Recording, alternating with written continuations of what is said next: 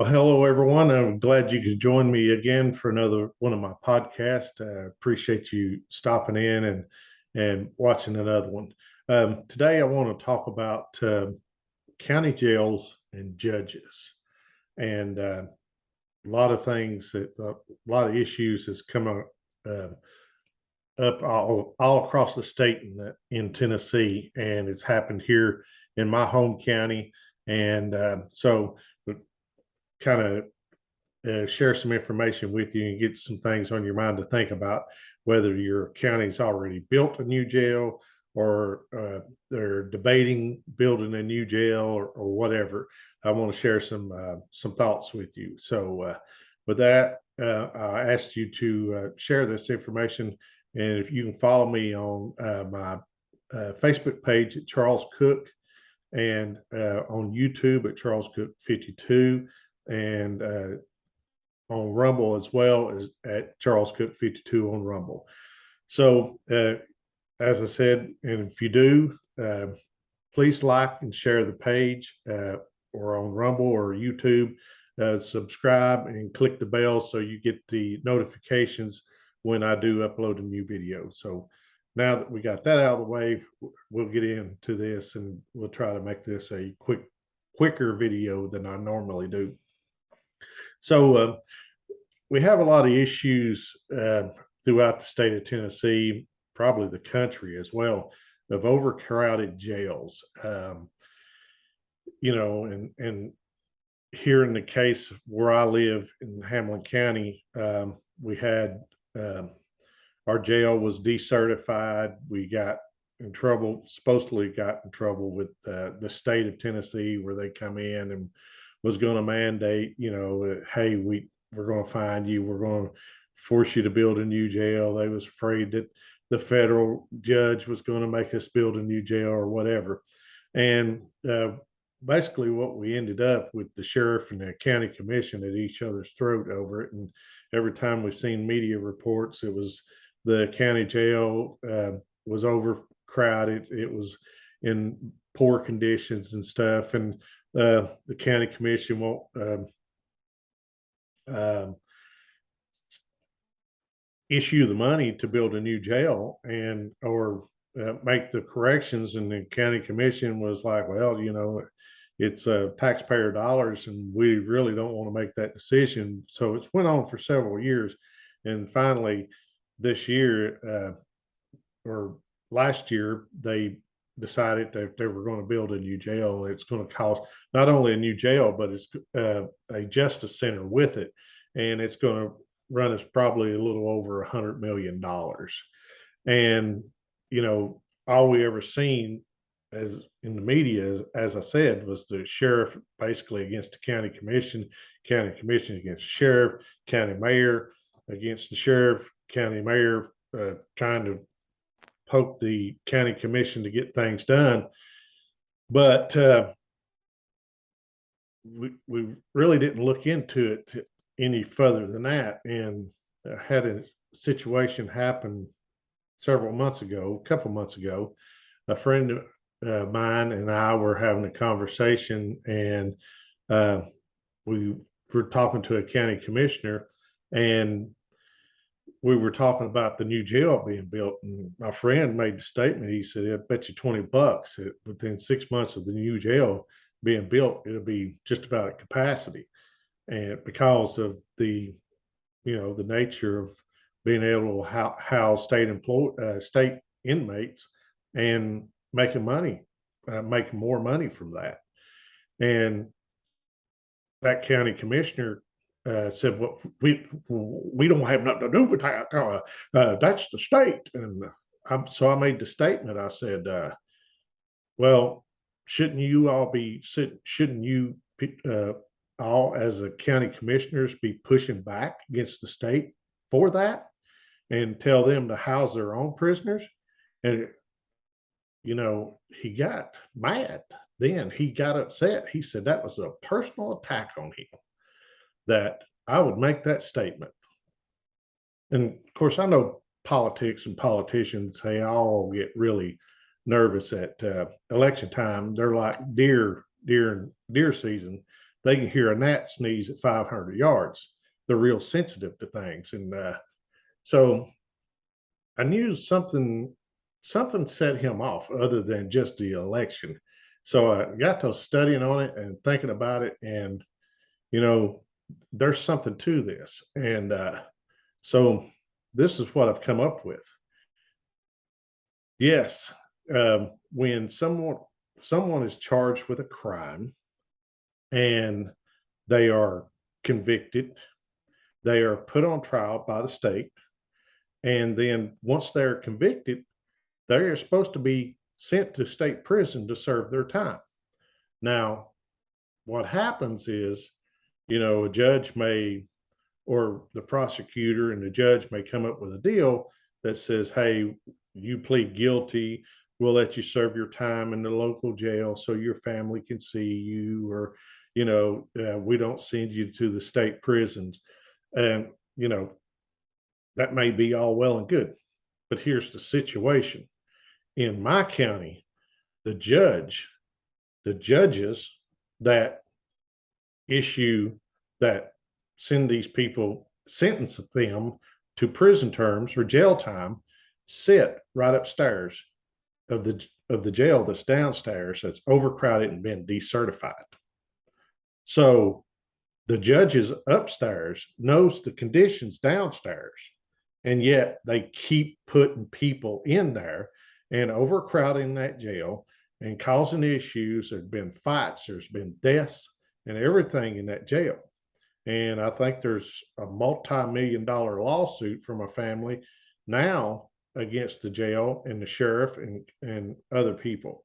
So you have these judges that knowingly they're sending people into an overcrowded situation. And instead of saying, okay, the jail here is full, we're going to send you to a state-run prison and let you serve your sentence there. Because there's people serving sentences in our county jail, and probably yours as well, that should be serving them in state prisons that's 2, 3, 4 years in a county jail when it should be at the state. And they're taking up county uh, jail space, and then overcrowding your jails. And when you have the DUI arrest or the drug bust that takes place in the county and stuff, then it's really overcrowded. So instead of the county jail being used as its purpose for holding someone until they are put on trial, and then the state puts them on trial and gets a conviction or a guilty plea, or they're found innocent or whatever, then they move to a state facility instead of being housed in the county facility. So then the jails become overcrowded. Then things start happening. The state comes in, says you're overcrowded, you're going to have to get a bigger jail. It's odd that the state comes in and says that you're overcrowded from holding state prisoners. That's when I'd say, okay, bring a bus back with you, and you can take them with you to the state prison then. But there's incentives to this. As I said, the last time I looked, county prisoners, was about $15 a day for holding someone that was like been held for DUI, serving their 48 hours or 45 days in jail or whatever it is. But if you're housing a state prisoner, somebody who has been convicted and been sentenced to serve time in prison at the state level, you get at that time was $37 a day. So you're more than doubling that money. And that money goes back to the general fund to be used. But that's not all. Let's look at it like this. When there's commissaries and stuff, and when those people are in jail, they need hygiene stuff. Well, a lot of times their families come and put money on their commissary account so they can get toothpaste, deodorant, soap, whatever. they need snacks, they can get different snacks on, and stuff like that that they can buy from the commissary. And it's all at a higher, outrageous price. So they're making money off of that as well. And if they're able to use the phone to call someone, it costs them money. So the counties are making money off of this. So if somebody's sitting in a county jail for 2 or 3 years and their families are having to foot that money, all that goes to the county. Okay. So there's it becomes a prison for profit at the local level. Now, and then when you get to the point where the overcrowding and the jail conditions get so bad, then the taxpayers of the county are being put on the hook to fund a new jail, and it's, like I said, over $100 million here in Hamilton County. So, you know, it's it's getting out of hand. And even here now, as my friend pointed out, even though they build a new jail and they're going to go from basically 245, 260 beds up to 600 beds, how long will it take before that jail's full? And it's going to happen. There's an incentive to do it. But when we look at these things and we get upset with these county commissioners and the sheriff and the county mayors, we're not also looking at the judges. And we need to look and say, wait a minute, just like here, who benefits? You build a new justice center where the courtrooms are there. Okay, the judge gets a new courtroom. The judge gets a new office. Do you see how this benefits? And when it comes to our elections and our local elections, we skip the judges. We don't have no focus on, okay, this judge has been on the bench for how long here, and we haven't been looking at how he has done with his rulings and his sentences and how it's hurt the county and everything. Instead of, we just look over it. A lot of people don't even vote for the judges. They don't look into it, even at the state level when the judges are on the ballot. Nobody takes time to look at that. So we have to start looking at this. Just, if we're going to look at our county commission and our county mayors and sheriffs over our jail situations, then we have to look at the judges too. And if you're on a county commission or you take a role in actively watching your county government and what's being spent and how things are being done, you need to start paying close attention to what's going on with your jail, because I guarantee you, I'd be willing to bet you that the same situation is happening in your jail, and it's going to come back and bite the taxpayers in the tail if you don't keep an eye on it and bring it to the attention of your county commission and stuff. And the county commission needs to be pushing back on this stuff. Wait a minute, our jails are full. This is getting out of hand. The judge needs to be pushing these people to state prisons, because here in the bottom line, this is what ticks you off. It does me anyway. We'll spend over $100 million for a county jail here, and then the state is paying you 37 to 40 bucks a day for these inmates, and that money's going to the general fund to be spent, and it's not being put back into the jail to fund correction officers and stuff to keep the jail up to date and everything. Yet instead of sending them to the state prisons and putting the funding truly on the state where it really should be, it should never, once they are tried and convicted, they are a state prisoner. The state should have to incarcerate them.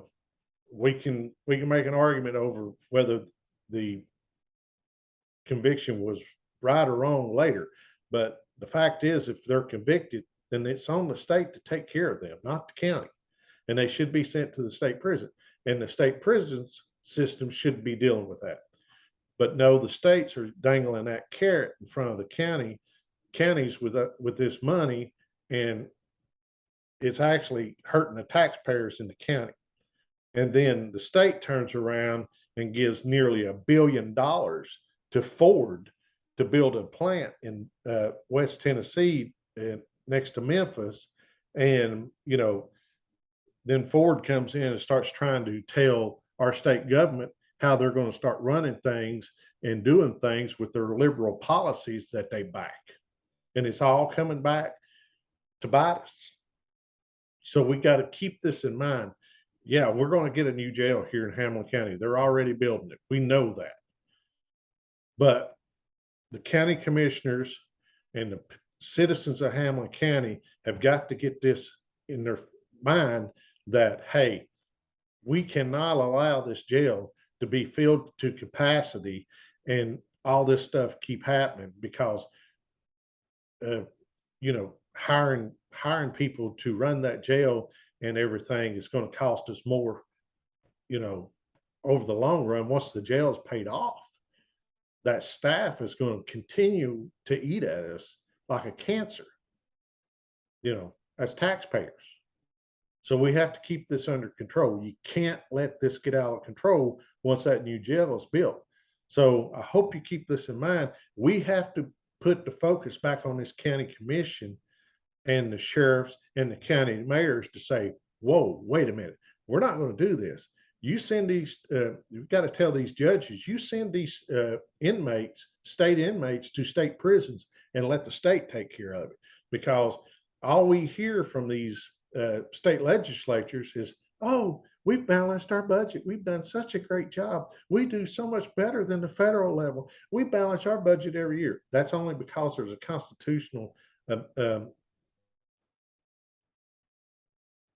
constitutional precedent that says you have to, unlike the federal level. So you have to have a balanced budget.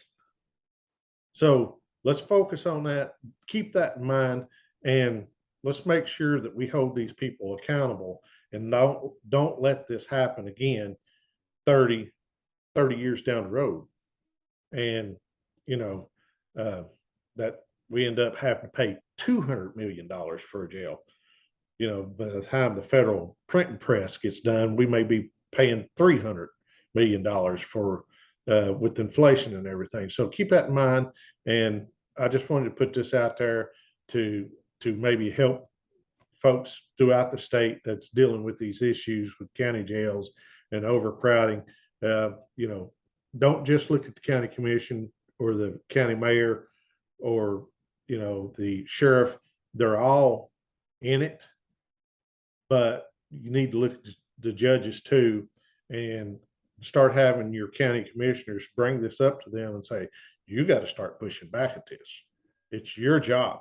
You are here to represent the people, and you should be trying to save us as much money as possible, not being part of the scheme to crowd the jail, overcrowd it, pack it, and then get it decertified so we can get a new jail, and using the state as an scapegoat to do what you want to do.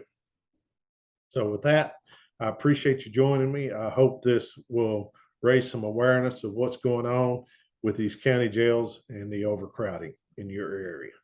So with that, I say good day. God bless you. We'll hope to see you again soon. Bye-bye.